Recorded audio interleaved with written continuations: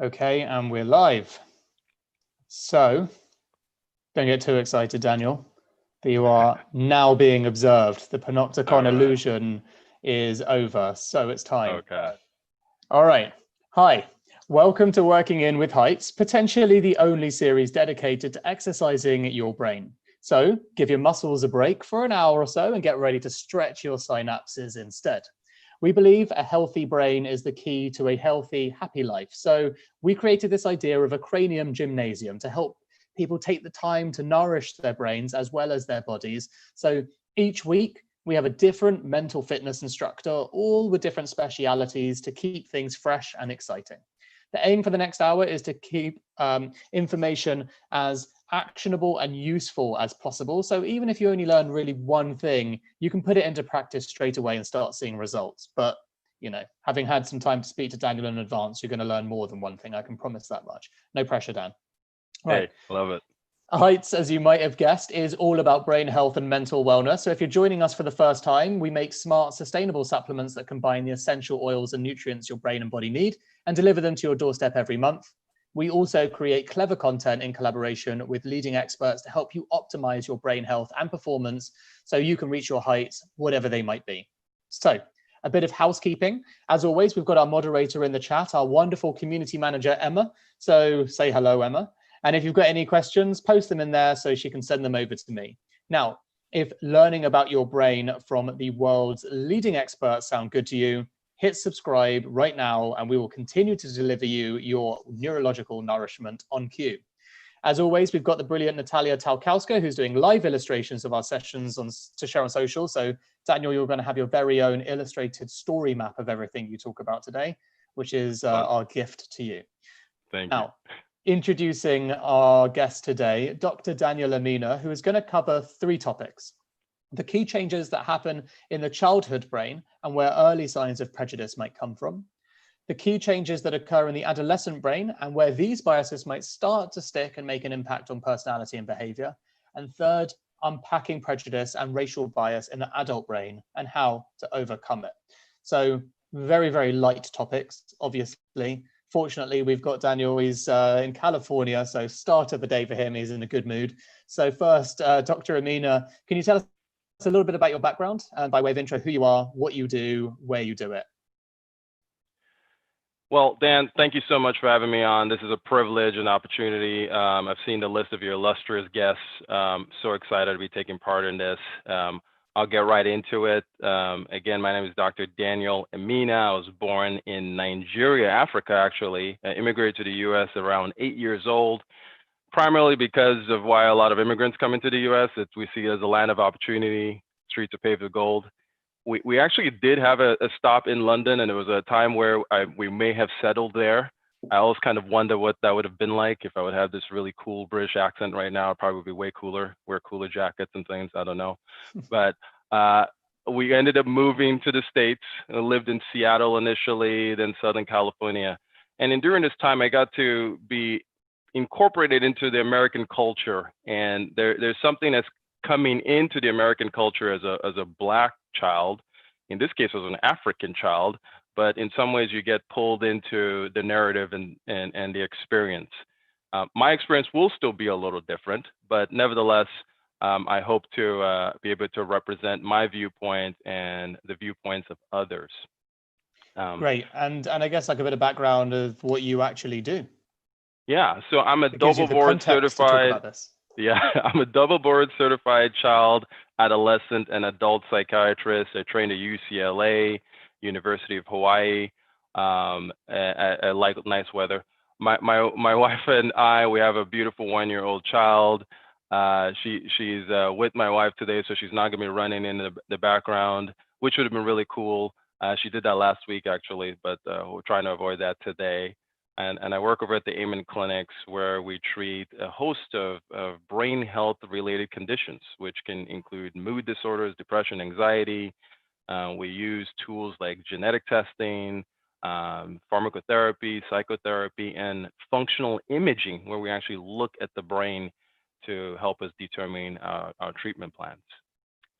Today's conversation, I'm just really excited because we're going to have an opportunity to really discuss the brain along the developmental course and then how that impacts something as important as bias.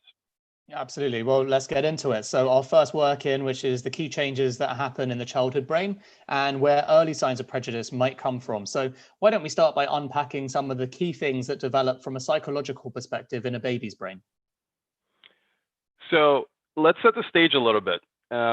We kind of have this perspective that the way we see the world now is the way we've all seen the world, even as a baby, but that's not really quite how it is. We come into this world completely born helpless. Everything is foreign. The only world we've actually ever known was this loud, very warm, very cozy place. And then all of a sudden we enter into this world. It's not as cozy, not as warm, and it's difficult to get what you need. It's even difficult to even figure out your needs.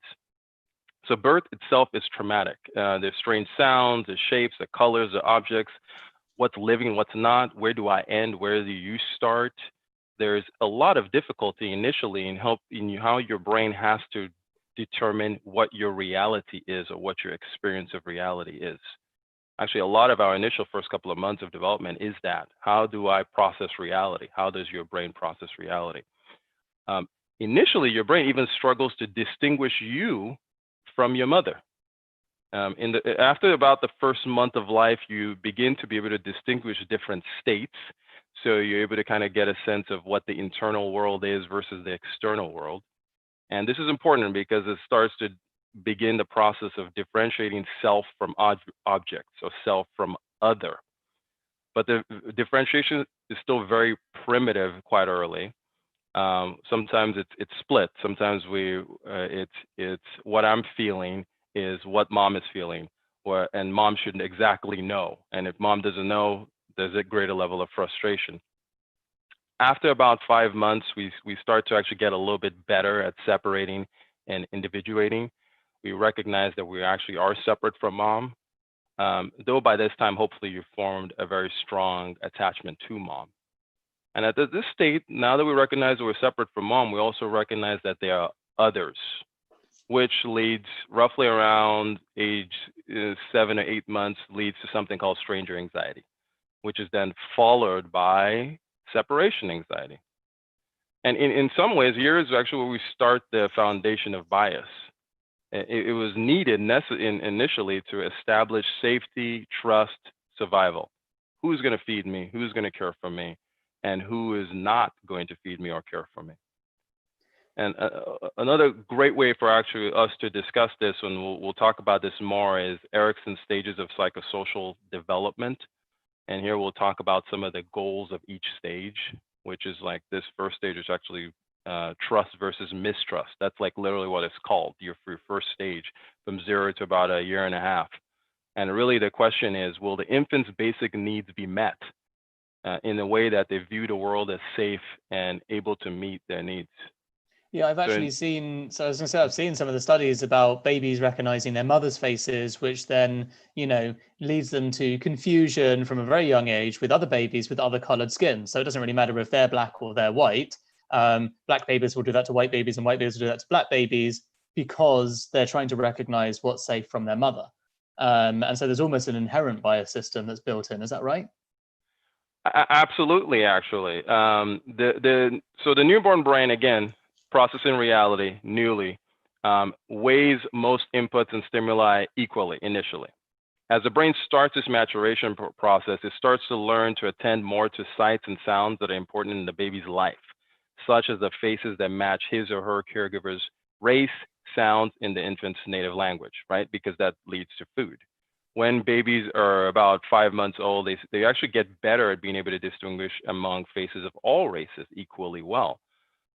By 9 months, these babies react even more swiftly to their own race than others. They differentiate more readily between faces and match emotional sounds with facial expressions even faster, nearly at the same level as an adult brain would. Yeah, that makes a lot of sense. So what happens next? So the next piece here is that it actually leads to this state it leads to this next Erikson stage of development, which is ongoing growth, ongoing processing of the faces you see and such. So the inherent bias here, again, still starts with this piece of I need to be able to find my source of sustenance, my source of safety. And we'll talk about this a little bit more in these excellent psychosocial stages of development, and I think in some of the subsequent questions. Yeah, I mean, what would we intentionally want to watch out for or try our best as parents to avoid, if there were some of the common traps? As in, so Yeah. some of the common traps that like we see are obviously babies and then developing into kids and developing these biases in a more intense way. What kind of early warning signs are there? Well, one of the first things is actually just being aware that children can demonstrate bias and preference very early on. And we'll I actually have a reference for this. There was a Northwestern University study around, they looked at kids 4 to 5 years old. And what they actually found in this study was the majority of children, so 4 to 5 years old, the majority of children in the study, both Black and white, had a strong and consistent pro-white bias. So even at that age, even Black kids would have a pro-white bias based on what their experiences and what they've already been exposed to, or what they already see, the games they play, the toys that they play with, the cartoons, the dolls. They've already created a sense in themselves that there's a difference, and potentially this is better. And this is challenging because in these initial stages of development, especially age 3 to 5, which is Erickson calls initiative versus guilt, you're working to start to work out your own independence. You're trying to figure out, can I assert myself in this world? Can I survive in this world? You're starting to find out some of your skills, your interpersonal skills. You use play as a way to learn. You interact with more kids and you practice different ways of interacting. This leads you to your next stage of development, which is industry versus inferiority. That's key here, because in understanding industry is your ability to manipulate objects. You start to figure out what you're good at. Am I good at games? Am I good at academics? Am I the athletic kid? And how do I fit in the social structure? Already at a very young age, your peer group actually starts to gain greater significance in determining you. And what society values starts to determine you and your competency in those areas. So society says that you're in the in group. There's a tendency that may make you feel a little bit more superior, even at such an early age. Or if society says you're in the out group, there's already that tendency to start to feel inferior, even by 6. And there's actually a great quote on this particular topic. It was by the great orator, author, debater, James Baldwin. This was actually back in 1965 in a debate with William Buckley at Cambridge. Here's a quote. "It comes as a great shock around the age of 5, 6, or 7 to discover that the flag to which you have pledged allegiance, along with everybody else, has not pledged allegiance to you." That's a challenging thing to discover at such a young age. This is actually why we need to have these conversations at very young ages, because at some point in time, kids start to realize, oh, I am not as good as them potentially, or I am better than them. And that's challenging for a kid. Yeah, and I think one of the things that we, obviously very timely to have the conversation after the George Floyd murder, the reality is a lot of white people started to listen into this idea that, it's not that I'm purposefully racist, but you have to understand that, you might be growing up, or in the case of certainly the UK and the US, you do grow up in an inherently racist society, and it's not your fault because you grew up in it. However, it does exist, and it really, it's the things that you were just saying about, the kind of, in group or out group, and the Black kids actually recognizing, the white groups to be safer and comfortable for them. I mean, it's how things are presented on TV. It's how it might feel in school, and these things are a great example of why that would happen, for example, in America, as opposed to a Black kid growing up in Nigeria. Exactly. So that's one of the things I mentioned earlier about my own particular perspective. There was, if I had a challenge in school with a teacher or peer in Nigeria, there was a way my brain would frame that. It's related to interpersonal, related to them. When I came to the States, I still saw it in that particular way, but now in reference, which I'll talk about later, I'll realize that I was seen differently than maybe I even saw them. I just thought maybe that's a mean teacher, that's a mean kid. Oh, why is the teacher always taking that kid's side? That's interesting. Why can't I report if there's an issue or a concern? Why would I be more likely to be labeled as the bad kid or the problem kid than the other kid who started the whole thing in the first place? And this is something you grew up into and you start to learn and observe. And even from my perspective, coming into it was extremely challenging and frustrating as a kid quite early on. What age do you actually define as the end of childhood before adolescence? You know, what are some of the most interesting patterns that you can share with us with regards to developing child psychology and the influence of nurture versus nature around them? It's a great question. Yeah. So we start to think of adolescence relatively starting around age 10. And it overlaps in many ways with what happens in the context of puberty. Puberty is a dynamic time of change. Not only are there changes occurring brain-wise, but we know about all the physical changes, the awkwardness and everything that comes with that, the new feelings and sensations, hairs growing random places. I was born with this beard, so I believe that. I believe that it just came out. It looks amazing, by the way. Thank you. Yeah.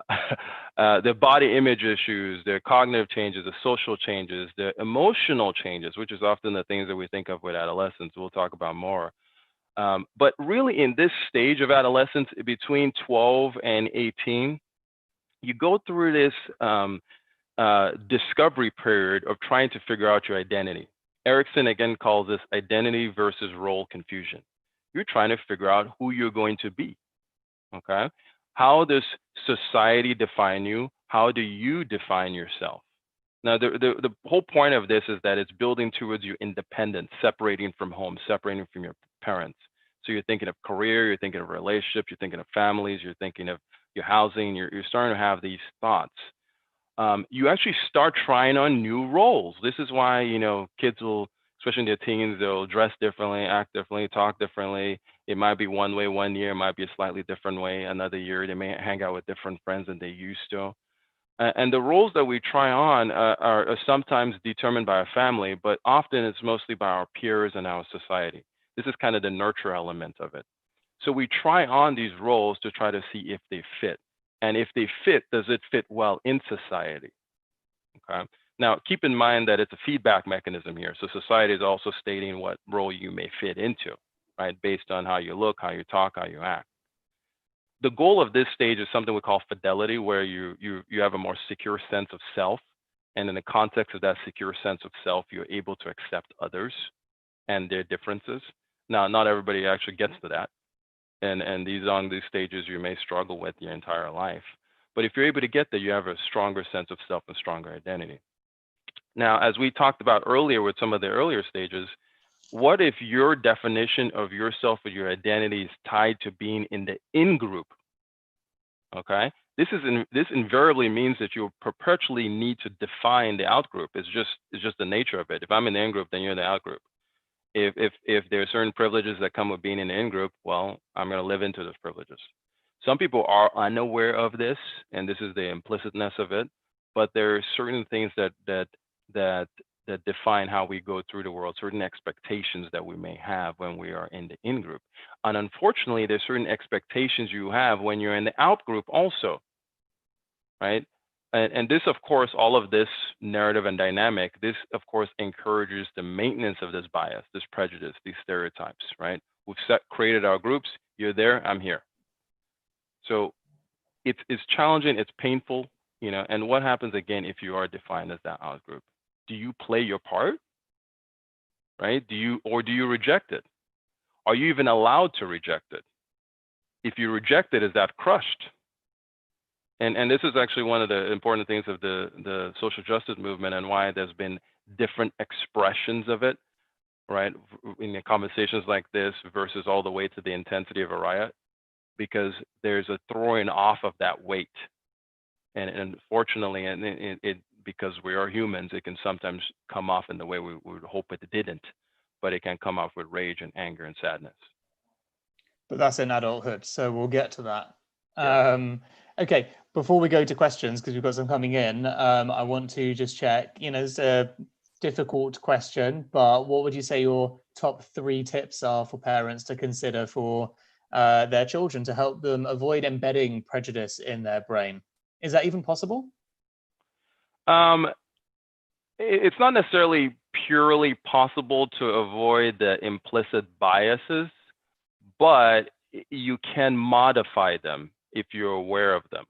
Okay, so the first place really is, and this is not, if we're saying top 3 things, the top one really is, as a parent, be aware of your own and already start mechanisms to working out your own and moderating and modifying them. That's really number 1. But going from there is determine how you're going to address it. It's an intentional process. So like brain health, like what you're doing and espousing, is an intentional process. So if you want to work on this element too, it needs to be intentional. You need to read about it. You need to consider that, hey, when you buy them a mix of dolls and toys and such, they have different looking kids in there. When you buy them books, they have different looking kids and different stories. Right. One of the reasons, in that study where it was 4 and 5-year-olds were already preferring the white face was everything they saw was the white face, whether it was the cartoons or whatever. Right. So of course they're going to go, oh, that's probably the friendlier one. Oh, I don't know about this one over here. All right. Be mindful of the social environment you're nurturing. What kids do you invite over? Right. What parents do you invite over? What projects do you do? What shows do you watch? And then understand that addressing bias is a process. It takes time. Be patient with those discussions. One of the things I didn't mention earlier is that in these early stages, especially in even from 3 to 5, kids love to ask a lot of questions. They have a thirst of knowledge. And they're going to say things that may embarrass you at times. Don't crush them for that. Don't go, why did you say that? Don't respond in a way that the child feels guilt. If they feel guilt, they'll relate that conversations around difference are uncomfortable. Conversations around difference make people angry. And then people get uncomfortable with having conversations around differences. Right? So being able to quietly go, oh, why did you think that? And even explain to them some of the things that are going on. Let's say they do watch some of these things in the news. Gently be able to explain to them of well, some people even have felt that they haven't been heard. And when people feel that they haven't been heard or they haven't been cared for or treated properly, sometimes they get really frustrated. And then with kids, remember, you always got to connect it back to them. You know how last week when you wanted this toy from me and I wasn't able to give it to you at that time, you know how you get really frustrated too? Well, imagine if that was just like your whole life. When you connect it back to a kid, they get a greater sense of it. That's great. Thank you for that. Brilliant tips. Okay, so first question from Mary. Does Dr. Emina recognize emerging adulthood as a developmental stage, like 18 to 25? Oh, most definitely. We'll actually talk about that a little bit. And interestingly enough, there's a lot of studies of how we're extending adolescence now, just because of the way our cultures and society is. So we usually used to think of it all the way to about 18, but really we're now thinking of it all the way to the mid-20s, right? It takes longer to individuate from our parents for multiple socioeconomical reasons. But really, one of the biggest things is that your brain hasn't stopped developing. Your brain finishes developing in your mid to late 20s. For women at 25, for males at 28. That's why males, we take longer to get mature and settle down. But I'll actually talk about that a little bit more in later questions. Cool. Okay, so question from Jules. Studies have demonstrated 3-month-olds prefer own race faces. Have there been any studies in early bias in biracial infants? Yeah, so this is an interesting one. Partially because my daughter is biracial, so I'll be very interested in it. And not as much studies on that yet. I do think they will have a greater propensity for flexibility in what they see. But I'll be honest, even in my own home study, there was a time where my daughter preferred one grandparent set versus the other grandparent set. But it's really often based on how much proximity and how much experience she had with one or the other. But yes, there was already a very early on a preference for one grandparent set versus the other. So I would assume that that would be the same in a larger scale study. Great. Okay. And then final question on this working from Jane. So given the developmental stages discussed, can training on bias and prejudice ever be truly successful with a mature adult audience? And what strategies work the best for this age group? So great question. Yes, and I definitely believe that it is possible. And then I'm going to definitely encourage you to continue listening on into some of the strategies. It's more about, yes, the bias is there, but it doesn't mean you can't modify that bias. Right? And this is where your prefrontal cortex comes in. This is the part that takes the longest to develop. But as you work to empower and strengthen your prefrontal cortex and live intentionally, then you are aware of these biases, you're aware how they impact your decision making, and then you work to go, do I really want to respond or act in this way versus, a healthier way, a more beneficial way? Makes sense. Okay, Dan, we're going to go straight into working number 2, all about the adolescent brain, the dreaded teenage years. And we're going to focus these efforts on understanding the importance of how these rapid changes, that are occurring in the brain impact us. So, Dr. Emina, can you set the scene for us like you did so eloquently the first time round? What's going on in the adolescent brain? Have we gotten over leaving the womb yet? And as someone who literally looks at brain scans all the time, what can you tell us about it? So during adolescence, super exciting time. A lot of stuff happening in the brain. And we're going to still use some of the Erickson stages here. Again, I'll reference back to the identity versus role confusion as kind of a framework to understand this. And then I will discuss a little bit more about the neurobiology, what is actually occurring. So again, part of your goal of this stage is to figure out who you're going to be. And then not only figure out who you're going to be, but can I do this outside of the home? Can I do this outside of the protective realm of my parents? Can I be an independent being? So much of the development that occurs is really pushing you out of home. Much of your emotional responses and your risk taking is really trying to push you outside of home. But it's still a very challenging time, because what I tell my clients is that it's like learning to fly a plane that's already in the air and is still working on the wings. The brain is a moving target during this time period. And there's inconsistency that you will often see in behavior during this time period. Sometimes very happy, sometimes very down, sometimes very moody, sometimes very communicative, sometimes very not. There's a lot of moving parts here, and there's a flexibility that we must have and a patience that we must have. And on a side note, is actually one of the reasons why any kind of substance abuse is extremely problematic in this time, because it's already that much more a moving target. Imagine putting other psychoactive substances in there. It just causes greater levels of derangement. But overall, what we know is that adolescence is a development period characterized by suboptimal decisions. You can make good ones, but often there's suboptimal decisions and actions. There's increased risk of unintentional injuries, there's violence, there's substance, there's unintended pregnancies, there's STDs. What we've seen in imaging studies is that the development of the brain, basically, especially the limbic brain, the emotional brain, actually outpaces the development of the prefrontal cortex. Okay, this is key here. So your emotional brain almost becomes stronger in its influence than your prefrontal cortex. So let's break that down a little bit. Your prefrontal cortex, remember, is decision-making, impulse control. It's thinking things through, all the details of it, planning things out. It still works during this stage. It's just that the influence and the activation levels of your limbic brain can sometimes be so much greater that it can overwhelm the prefrontal cortex. And remember, the limbic brain helps you process incentive, helps you process reward, and other general forms of emotional processing. So during the stage, there's a heightened responsiveness to incentives, and especially in social emotional contexts. So in relationships, in friendships, in family structure changes, and now because of social media, the online life can be a trigger for these heightened responses. And the challenge is this is during a time when your impulse control is still relatively immature. your prefrontal cortex hasn't finished developing, right? I said 25 and up to 28. Specifically, there's a part of the brain here that's actually even way more active. It's called the nucleus accumbens. The nucleus accumbens is deep in the brain, deep in the basal ganglia in particular, which processes reward. That's its job.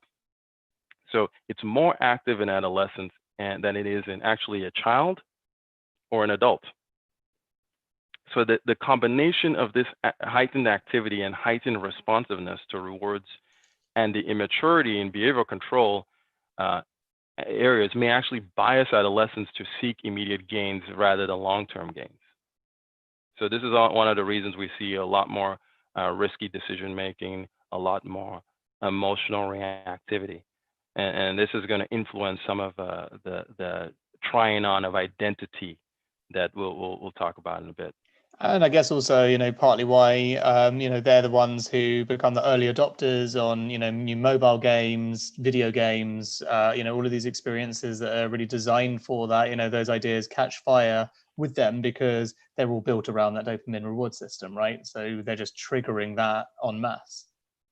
Yeah, novelty-seeking behavior. It's the reason to leave your village. Yeah. Right? It's your brain rewards you for this. One of the biggest goals of, as I mentioned, in adolescence is acquisition of independent skills. During my age, it was getting, a sign of greater level of independence was getting your driver's license. That was the thing. Like your brain knew, okay, I can go, right? Now it's actually getting a mobile phone. It's getting your access to your friends at any time you need to via mobile phone. It's having a social network. It's having a social identity. And that's actually, so I have a lot of my client kids now that don't care about their driver's license anymore. What they care about is that phone. So there are definitely many factors that trigger this push towards a greater level of independence, and it's built into us genetically.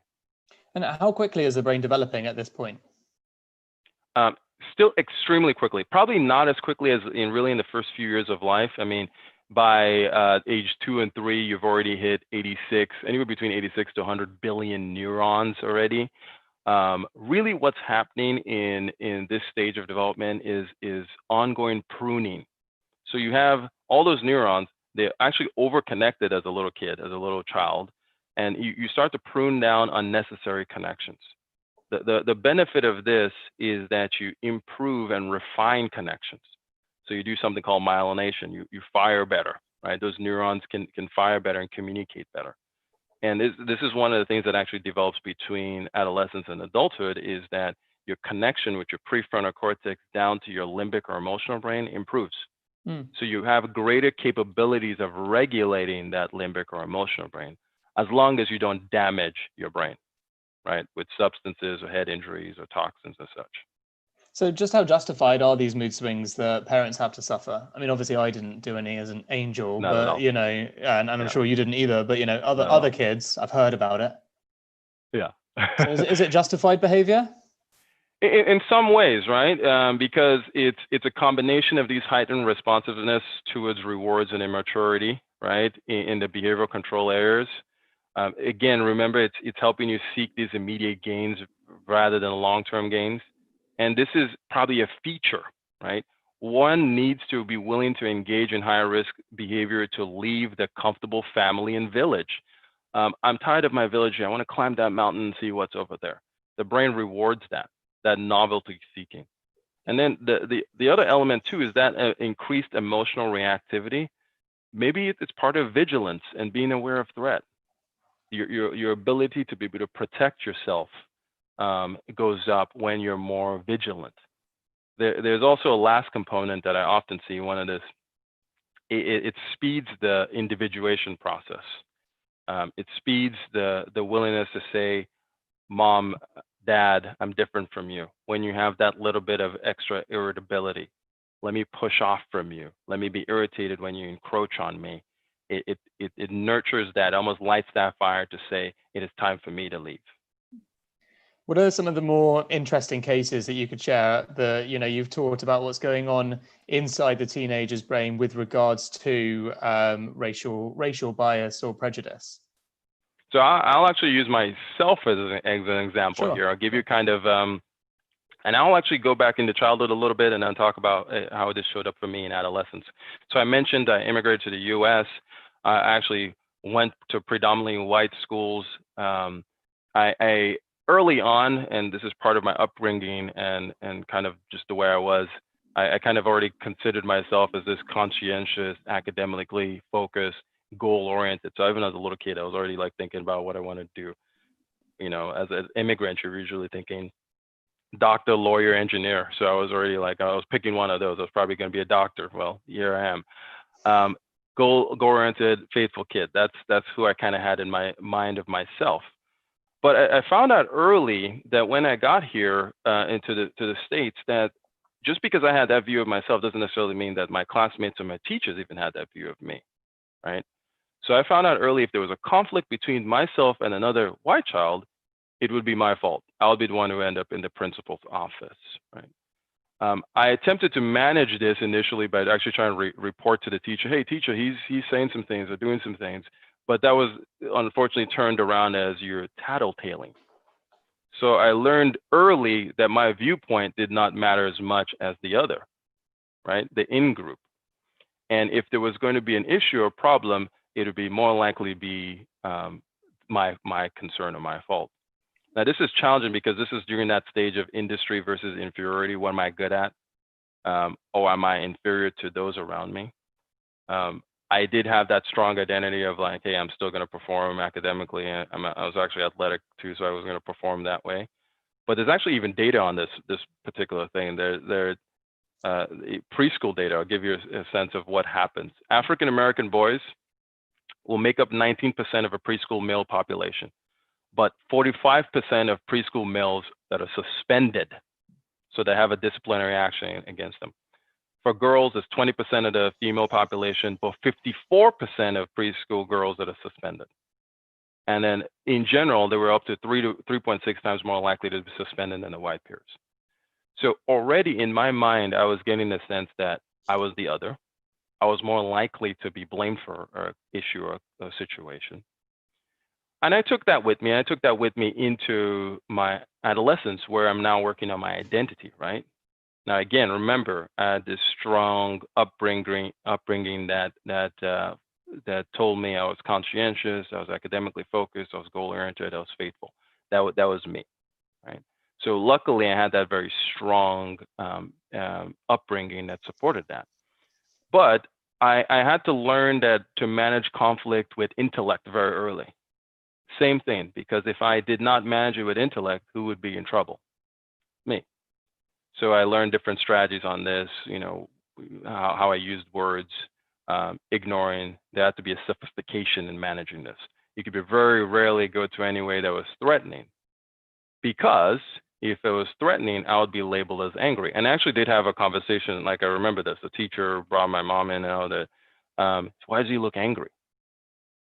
And I learned early, you cannot be a black and angry. You're more likely to get in trouble for that. And this was a teacher I liked and respected, so I don't think it was, you know, he meant it as a problem. But it became very, very clear early on that I could not manage my interactions even by showing a greater level of displeasure. So I learned to actually use humor early on. Now, my learning probably helped me do the work I do today, but not everybody has those same skill sets, right? Not everybody has been given other models of who and they can be, and is separate from what their society or their peers are telling them that they should be. On a last note on this, just to kind of prove the point of even having a secure identity by that stage, there is still this tendency to want to try on different roles. So I was playing sports. I was on the basketball team, hung out with a lot of different kids.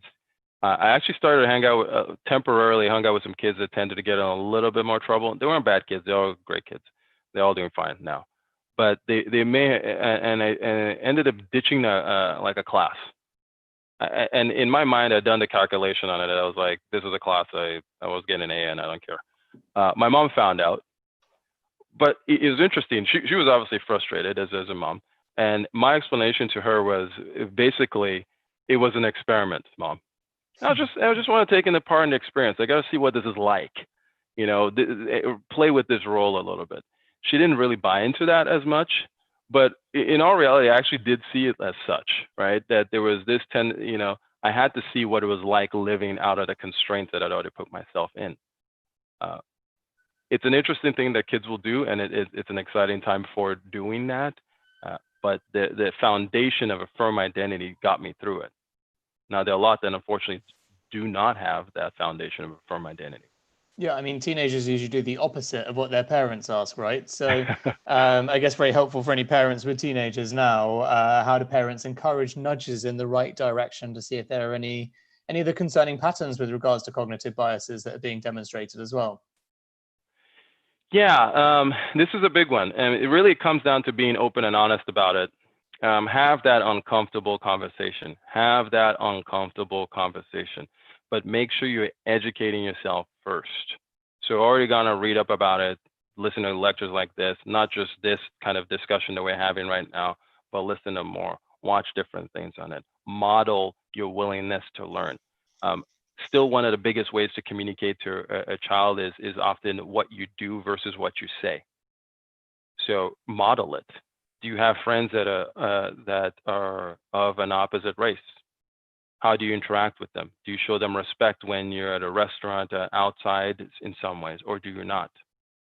If your child starts to voice or show things, or your adolescent starts to voice or show things that do not match your belief system, gently discuss it with them. But don't try to tell them what to do initially. It's usually, hey, help me understand what that was about. Any other way of looking at that? How do you feel that attitude or way of thinking actually impacts you? Could it have an impact on others? How would it feel if someone felt that way about you? Then at that point, then ask if it's okay, and actually ask if it's okay to share your own experience. Again, being that you're a parent, they don't want you over encroaching. They prefer a lot more listening than being you listening than you over speaking to them. So that last piece is actually key. And then sharing your own experience and your own growth and your own learning. Again, this is the modeling piece, can in many ways be what actually triggers ongoing change for them. The way I like to suggest for my parents, one big thing I like to suggest for my parents, don't look at these, points of challenge or points of needing correction as a problem. Actually look at them as opportunities, because even in these engagements, you teach them something. Sure. How to problem solve in a relationship, how to show love when you disagree, how to share perspectives, how to nurture a relationship. So it's all important. Okay, so to summarize, your top 3 tips for developing a healthy adolescent mind for parents to sum it all up, who are listening to you thinking, God damn it, I wish I was a psychologist. It sounds a lot easier when he says it. Yeah, so this question is actually bigger than even just managing bias. Really, it comes down to what are the other things that you're doing to stay well. First things first, build and nurture a relationship with your kid. Listen a whole lot more. Take that time. Model putting the phone down, the computer down, maybe sometimes choosing to go on that walk, maybe sometimes choose to not answer that email or take that call because it's important to your child at that moment. Really, it comes down to connect before you correct. You're more willing to take a correction if you've already connected with somebody. The next one after that is encourage and model self-care. Okay, super, super important here. If you want your kid to be happy and healthy and process things in a better way, especially with all these heightened emotions, make sure they're not already depressed or anxious, because if they're depressed and anxious, their heightened emotions go up even more and they become even more impulsive. So encourage good sleep, good exercise, good diet, good supplementation, healthy self-talk. There are other biases beyond the biases we're talking about today. We can have negativity biases that can also trigger even more depression and anxiety. And last, start early to kind of introduce examples and narratives that run counter to stereotypes, even just gently, subtly. I interacted with this person today and they really helped me out with this. This was really great. And then link positive intentions to whatever that relative situation is, whatever that thing that's causing stress. Is there a positive intention that person may have had? think of it in advance of that interaction. Because if you go in positively and you go in with a smile on your face, sometimes it changes how somebody else reacts to you. That's empowering, right? Okay, that's great. Thank you, Daniel. Going to go to some questions now. So we've got a question from Amelia who says, do you think it's more impactful to affect change with regards to implicit bias in workplaces, institutions, or in everyday social life? So the thing about workplaces and institutions, you can create systems or practices or classes or courses or online stuff that kind of starts to change some of those behavior. You can be a little bit more strategic in how you do it. The real change, though, occurs really in the outside real world life. And that occurs in the context of building relationships. And I'll get to that in a little bit. But really, that's how we change. That's how we grow from all this. To make it real, build relationships with people that don't look like you. Okay, next question. Since the brain is so flexible at that stage, is it possible to rewire it and unlearn some of our racial biases? Oh, most definitely. Even and the brain is plastic in so many ways. It has some fluidity in its learning. Some things will be harder. Your brain is still always going to want to identify threat, but you modify that because your prefrontal cortex develops, and your prefrontal cortex can dampen or calm that limbic brain reaction. Even if you have a visceral reaction, your prefrontal cortex can help calm and manage it. It's actually one of the basis of how we manage things like depression and anxiety and such in the context of therapy, because you actually use your prefrontal cortex-based skills to regulate your limbic or emotional brain, which helps you feel better. So it is possible, very much so. Okay, and a question from Sophia. Can experiences such as childhood abuse or trauma impact the balance of the limbic system and prefrontal cortex through adolescence, or impact what neural connections are refined? Oh, spectacular question. Yes, yes, yes. Most definitely. Any trauma turns up the alarm system. So there's a part of the brain we'll talk about in the next section called the amygdala. It's your threat detector.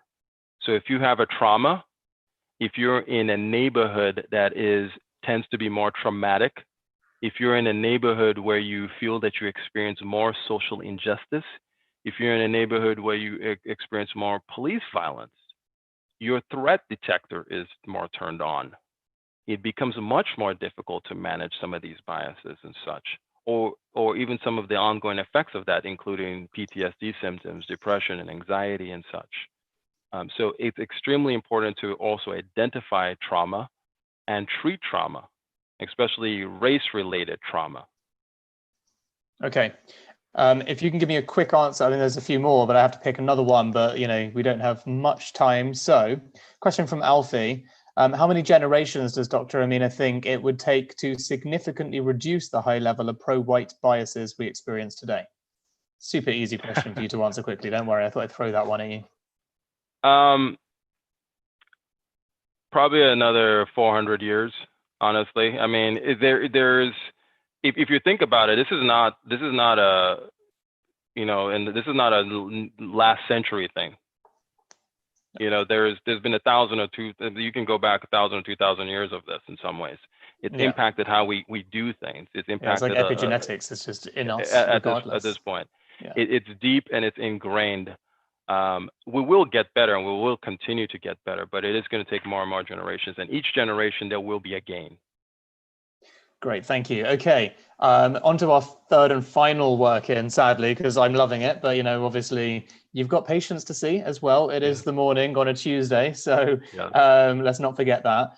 Right, so we've got unpacking prejudice and racial bias in the adult brain and how to overcome it. So, we touched on this earlier, but obviously with the murder of George Floyd, there's been a huge awakening for people of all races and cultures, but especially white people, to listen and take note of the key statements from, the Black community. So obviously, if you grow up in a Western culture, you don't need to be racist or actively dislike people of another color to hold those behaviors, but they are deep within you. So how do we as adults develop and manifest cognitive biases would be the question. But I guess first, just to be helpful, how are we defining cognitive bias? So really, really good question. There's actually a whole bunch of different biases that we hold. A lot of biases that we actually have to work in therapy when we're working with clients that can impact the depression, their mood and such. The separate category of biases, I'll define cognitive biases first, and then we'll talk about the explicit and implicit biases. But cognitive biases, these are kind of repeated patterns of thinking that can unfortunately lead to inaccurate or unreasonable conclusions. They exist for a reason, though. They help you to make quicker decisions. And our brain needs that capability. It creates models so that it can make quicker decisions, so it doesn't have to recalculate something all the time. But unfortunately, in this system, it's prone to error due to, if we're tired, our memory isn't working as well, our attention isn't as good, we're emotional, there are other social pressures. And I'll give an example of two of these general cognitive biases. These are like confirmation bias, which is only looking for evidence to support the belief that you already have, and denying or decrying evidence that is against your current set of beliefs. Or negativity bias, one I mentioned earlier, a tendency to prioritize negative news, negative issues, the problem. Some of us can get so focused on negativity that it's impossible to be happy because it perpetuates depression. It perpetuates a feeling that things are not going well, even if there may be things that are going well in parallel. But the things that we're really discussing today are explicit bias versus implicit bias. Explicit is when we're aware of our biases, right? These are things that we can see when we react outwardly to people or groups based on an identity they hold. We may have learned these from family, peers, media. We may have even developed it ourselves, right? Just because based on our own experience. Usually explicit biases, you're gonna know them if you just kind of think about it. The implicit ones are the really tough ones. These are biases that we don't really know we got, but may still have a strong impact on our behavior. They lie outside our consciousness. It's really difficult, even by introspection, to really pick them up. You got to use different tools and different studies and such to be able to really pick them up. Again, nevertheless, they're super powerful in influencing our behaviors and thoughts and feelings. Again, the reason this exists is because the capacity to discern us from them was fundamental to safety for the human brain, right?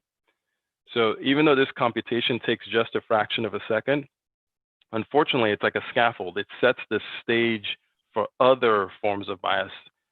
It forms the stage for prejudice, and it forms the stage for stereotypes and social categorization, intergroup conflict, inequality.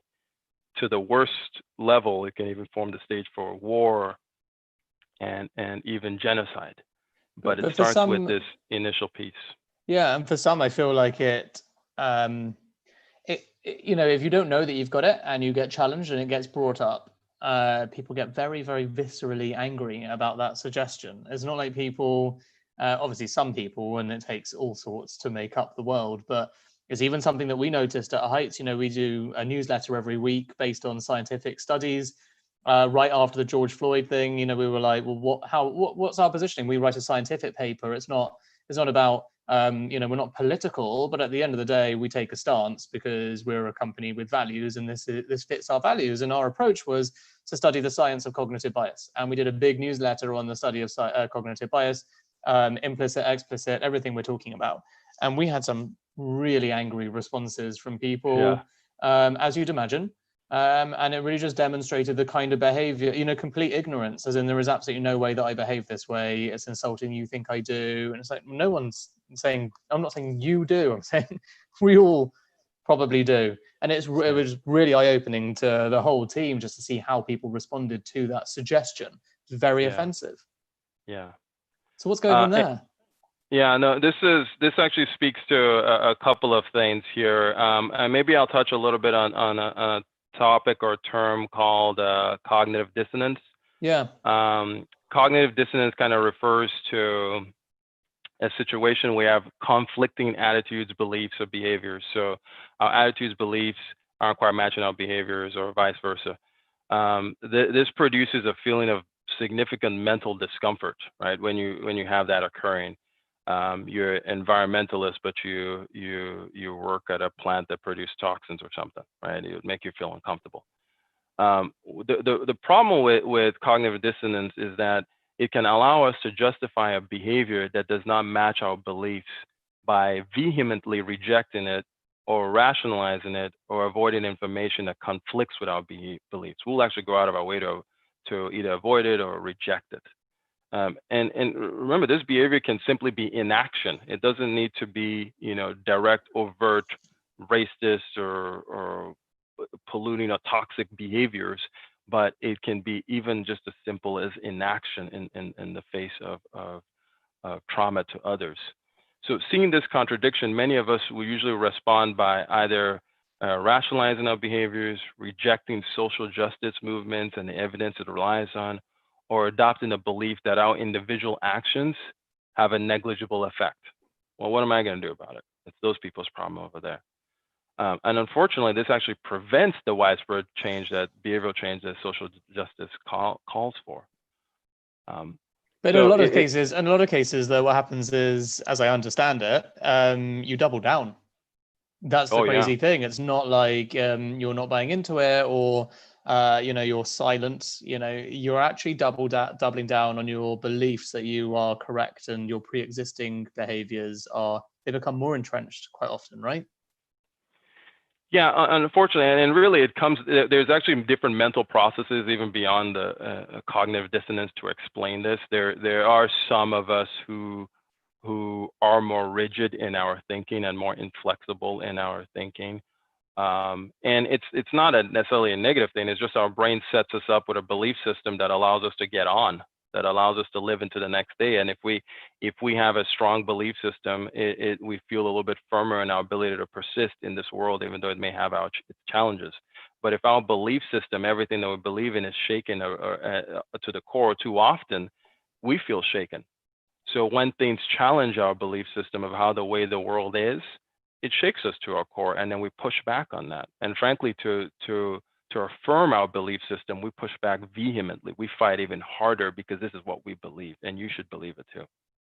Have you seen, a bit of a random question potentially, but it'd be remiss of me not to ask someone at the Almond clinics this question. Have you seen anything with brain scans related to prejudice and biased brains compared to others? Yes, so beautiful question. Yeah, there's actually a lot of research on this.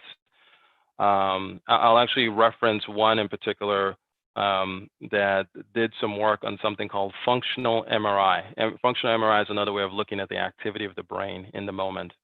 And there were some studies on this that looked at the science, or the neuroscience behind bias, prejudice, and stereotyping. So let me set the stage. They have an individual. You have the individual look at a face. The first thing the brain has to determine when it's looking at the face is, what am I looking at? And there's a part of the brain that lights up in relation to this. It's called the fusiform gyrus. It's involved in face recognition. So the fusiform gyrus lights up, sees a face. That's what it's supposed to do. But that would occur when you looked at a like-minded face or face that looked like yours, so a same racial group face. If you looked at a face that was not of your same race, the amygdala would light up. So if you looked at a face that was not of your same race, the amygdala would light up first. And the amygdala, real quick, is a part of your brain that responds rapidly to threat. That's its job. It's to keep you safe. It actually has sensory inputs from fight or flight. It has sensory inputs from every part of your body in some ways. So it helps you with arousal, tenderness, triggering that fight or flight that we mentioned, but it's reacting to a social threat in exactly the same way to react to a physical one. This is the part of the brain that helps you react to the lion. If a lion jumped into your room, it's supposed to help you react to that. But it lit up when it saw a face that was of someone in a different race group. Now, interestingly enough, in the same study, they redid the same study, and they said, before showing the face of someone of a different race group, they told the person the name, and they provided a little bit of small information about that person before they showed the face. So name and small information about the person. And what happened was, now the fusiform gyrus lit up, even though it was a different race. So the amygdala didn't light up immediately. It was the fusiform gyrus, the face recognition part would light up. So it was very clear, just a little bit of familiarity changed the response. And really, this ends up coming down to the long-term fix of this. It's relationship. We are relational beings. We're not machines. So even though we may want to come up with systems, and I'll give you my top 3 things and whatever to really do and all that, but really what does it is in relationships. Can you learn about people? Can you interact with people? That's what leads to change. That makes sense. Okay, my last question before our 3 things, and obviously the audience questions. Do you think it's actually getting better or worse in society? I guess it would be great to get your point of view as a professional psychiatrist, but also as a Black man living in America, to see if the 2 actually match up. So there's the obvious, some aspects are, I can vote, without, and actually, let me not say that that's easy in all aspects of even our country here, but I can vote. I am less worried about my safety if I marry someone that is not Black, right? Again, there can be certain situations where you'd have to be concerned about that. So yes, there are improvements. Yes, the things are better. Yes, there is an opportunity for me as someone of African origin going to the States to say, I have these dreams and I want to live into these dreams. So yes, there's certain parts of the improvement.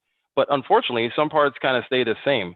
And really what many people feel has happened was that it went from the overt racism to more of a covert racism, where it's institutional in some ways. It's built into the system and systemic in many ways. And certain aspects of it flare up and show, especially in the context of where we see police violence. That's where sometimes it flares up. It's one of those edge cases, edge areas where you can still see it shows up. So unfortunately, yes, fortunately there has been improvement, but unfortunately there's still ongoing areas of concern, which is triggering this social justice movement. And please be also aware that the current political climate has now actually emboldened many to actually become more overt with it, irrespective of what how they covered it up and managed it before, to become more overt in their concerns. And it's revealing hearts, as I like to say. Okay, so the question you've been waiting for, your top 3 are the systems as you describe them, but your top 3 for all of us listening today to try and combat and even reverse our own cognitive biases in adulthood. So let me say something first. I've presented these things in an academic manner, which helps in understanding them, but really it intellectualizes human pain, right? And generations of suffering that are actually still ongoing. Nevertheless, I do think it was important to engage in this discussion because these discussions need to happen, right? From one voice to another, to 100 voices having it, to 1,000 voices having it, to 1,000,000 voices having it. This is kind of how I do my part in this. There are many other people having similar podcasts, similar discussions in workplaces and others that are bringing this to the forefront. Really, because that's the only way change occurs. We all need to do our part. So from a podcast to a family dinner to what you share on social media, wherever, this becomes impactful in making change. So this actually leads to my the number 1 tip, which is already kind of implied that we are relational beings. There's real pain and real anger in all of this. First thing is listen and build relationships. If all your friends look a particular way, try to see if you can change that a bit. And this leads to number 2, be exposed to more diverse environments. London, one of the more diverse cities in the world. That's beautiful. Make sure that you're not only in your own pocket there. Find ways to interact with others that maybe look and do things differently. It's actually one of the beauties of travel, right? Go immerse yourself in a different culture and different perspective. Don't just sit in the hotel and do all the touristy stuff, right? Interacting with others can counteract some of these deleterious effects of these cognitive biases because it gives your brain more information. It builds a level of familiarity. The last one is actually a little bit more involved because it has steps, okay? And I really wanted to kind of avoid steps, but it actually still ends up being important. This is steps that we use to tackle core beliefs. So core beliefs can be a driver of success, but can also be a driver of depressions and anxiety and such, right? If you have a core belief that I am not valuable unless I'm successful, that can impact all sorts of things, like how you tolerate a failure and all that. But we can have core beliefs that relate to prejudice also. So we need to intentionally attack those. And here's where you may consider journaling about this. So these topics are coming up. You just listen to this podcast. Maybe ask yourself some questions about this, right? If that's true, what does this mean? What's bad about that? What does that say about me, right? And this could be in relation to this podcast. It could be in relation to a prejudice or something that may come up in the next day or two or so. And then the next stage from that is actually start to challenge that prejudice. What experiences do I have that show this belief is not completely true all the time, right? And that's the big piece there, all the time. You can have negative instances and such, but there may be other instances where it doesn't match. Then the other piece then next after that is develop an alternate or balanced belief. Write them down and carry them around with you. If you really want to effect change, start to think about this a little bit more continuously, especially if you notice that, hey, you know what, there's some aspects of this that I resist, I naturally resist, it frustrates me. Is this related to my cognitive dissonance? What is this? Why does I have such a strong visceral reaction to this? Is there something there? Actually, this is a theme in therapy. If someone has a strong visceral reaction, we usually go, what's that about? Why did your brain light you up in that particular way? What was that? So balanced core beliefs require careful nurturing and tender, loving care, basically. So you're nurturing beliefs that support you overall in your health, but you're also nurturing beliefs that are more inclusive. And you will need to nurture that and intentionally consider that. The last thing I'll leave is a quote from Martin Luther King Jr. Men hate each other because they fear each other. And they fear each other because they don't know each other. And they don't know each other because they are often separated from each other. This social justice movement is an opportunity for us to break down that separation, to have these conversations, to draw one another nearer. That's a beautiful way to end. I'm almost sad that I'm going to ruin it by giving a short summary and asking a final question. So, I mean, firstly, thank you so much for joining the work in. It's been awesome. I've learned so much, and I mean, I'm really, really enjoying just getting to know you. I think you're full of amazing insights. So I'm delighted that you spent this time with us. Thank you. Thank you so much. It's been fun. Obviously, as a YouTube channel, we've been awful at asking people to remember to subscribe to us. So please do that. And we're going to follow up tomorrow with an email that's going to cover all the key topics and takeaways from your session. So to everyone, that's going to land in your inbox tomorrow. Now, next week, we've got Dr. Tara Swart, who is covering neuroscience, neuroplasticity, and nutrition, the Holy 3N Trinity of neuroscience with a masterclass, which obviously we hope to see you all at. So to finish, we're going to share a neuroscientific fact that helps you remember what you learned and help us reach more people, which is when you read or watch something, you learn it once, but when you share it, you learn it twice. So you cement new neural pathways. So please do go on social and share one thing you learned today that you didn't know before. Do tag tag at your heights. And Daniel, I don't think you've gone on Twitter yet, but we can do almond clinics potentially. Yeah, we can do that, and I'm playing around with the Instagram, so I'm on there to Doc Emina MD. Okay, perfect. Instagram, yeah. So if you share some of your some of your favorite lessons, then we'll definitely make sure to reshare. So hoping that everyone learns something valuable, important, whether you've got kids, babies, or have grown up as one, and going forth into the world, you've got something valuable to share. So I'm going to ask you to finish off with answering one question, which is, what resources or books would you recommend for people who want to learn more about this topic? So this is super exciting time actually now, because there's actually so much out there.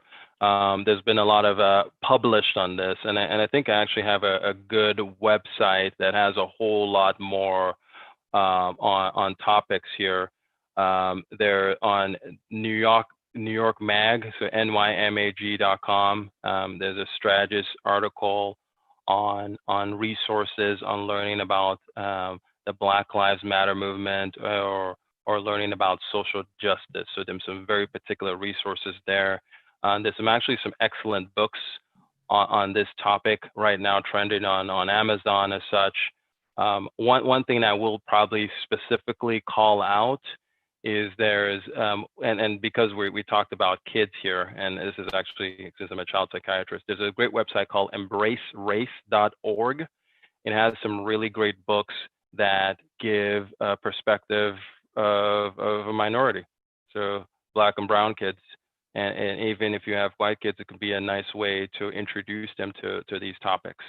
So I would strongly recommend that people consider that. Fantastic. Thank you so much, Daniel. It's been an absolute pleasure. All right. Thank you so much.